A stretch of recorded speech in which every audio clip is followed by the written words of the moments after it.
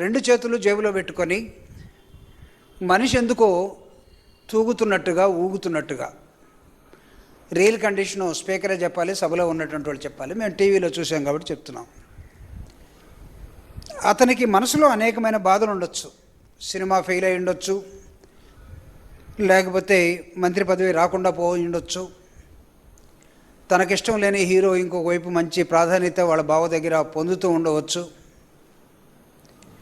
ఇవన్నీ వాళ్ళ మధ్య తేల్చుకోవాల్సిన అంశాలని రావటంతో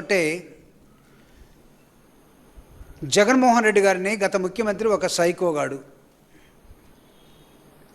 ఆయన స్టార్ట్ చేసిన పదం ఇది. సభలో ఉన్నటువంటి వాళ్ళు ఎవరు కూడా దీన్ని ఖండించలేదు, including in the chair Raghurama Krishna Raju గారు ఉన్నారు, నవ్వుతున్నాడు ఆయన. సినిమాటోగ్రఫీ మినిస్టర్ ఉన్నాడు, అందరూ బిత్తరపోయి చూస్తున్నారు. ఒకవేళ చిరంజీవికి ఇతనికి సినిమా గొడవలు ఏమైనా ఉంటే ఉంచుకోమనండి.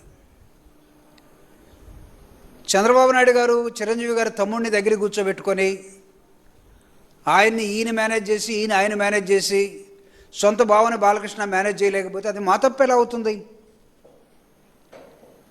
జగన్మోహన్ రెడ్డి గారు ముఖ్యమంత్రిగా ఉన్నప్పుడు సినిమా ఇండస్ట్రీ మొత్తాన్ని కూడా ఆంధ్రప్రదేశ్ తాడేపల్లికి పిలిపించి చిరంజీవి ప్రత్యేకంగా సినిమాలో పెద్ద హీరో కాబట్టి చిరంజీవి గారికి దగ్గరుండి భోజనం పెట్టి బయటికి వెళ్ళేటప్పుడు ఇంట్లో సన్మానం చేసి బయటికి వెళ్ళేటప్పుడు కారు దాకా వచ్చి గౌరవాన్ని ప్రదర్శించినటువంటి ముఖ్యమంత్రి జగన్మోహన్ రెడ్డి గారు అప్పుడు.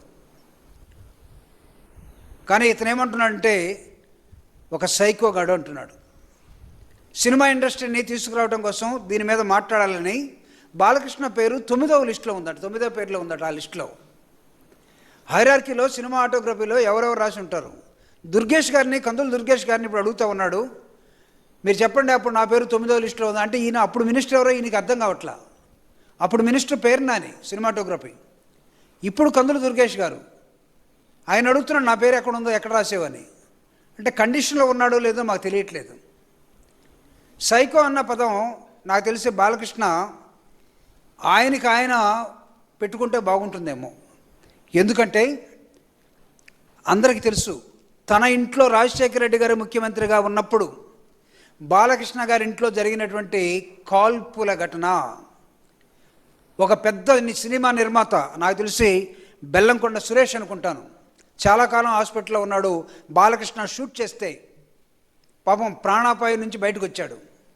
సొంత జ్యోతిష్కుడు సత్యనారాయణ గారు అనుకుంటాను, ఆయన పరిస్థితి కూడా అదే. వీళ్ళిద్దరితో పాటు ఒక సెక్యూరిటీ గార్డ్, నేపాల్ గార్డ్ అనుకుంటాను, అతను చనిపోయాడు. ఆ రోజు ఉన్నటువంటి రాజశేఖర రెడ్డి గారు మానవతావాది కాబట్టి ఎన్టీఆర్ కుటుంబం మొత్తం వచ్చి రాజశేఖర రెడ్డి గారి కాళ్ళ మీద పడితే ఆ రోజు పురంధరేశ్వరి గారు, బాలకృష్ణ గారు మీ అక్కని అడగండి, మీ అక్క చెల్లో, ఆ రోజు నీ కండిషన్ ఏంటి? నిన్ను తప్పించడం కోసం నీ మెంటల్ పరిస్థితి సరిగా లేదని నువ్వు ఒక మెంటల్ సర్టిఫికేట్ తెచ్చుకొని, ఆ సర్టిఫికేట్ ఇచ్చిన వాళ్ళ పేర్లు కూడా నేను ఇప్పుడు చెప్పదలుచుకోలేదు, నా దగ్గర ఉంది.